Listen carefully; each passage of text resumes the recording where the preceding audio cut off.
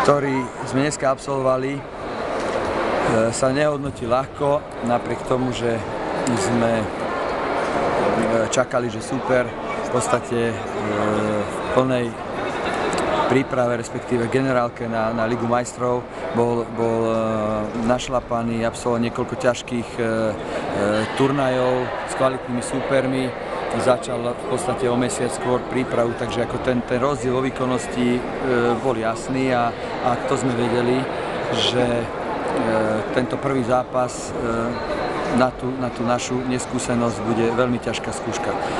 Nakoniec sa to potvrdilo.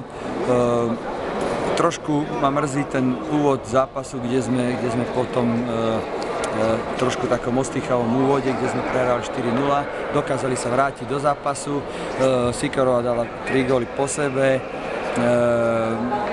žiaľ, došlo k zraneniu, zlomili nos, tento moment mal dosť vážny vplyv aj na psychiku družstva. Od tej chvíle v podstate, bola to zhruba 10. 12. minúta, sme prestali hrať tak agresívne, ako sme chceli. Super využil všetky svoje prednosti, ktoré mal na vytvorenie náskoku ešte do konca prvého polčasu.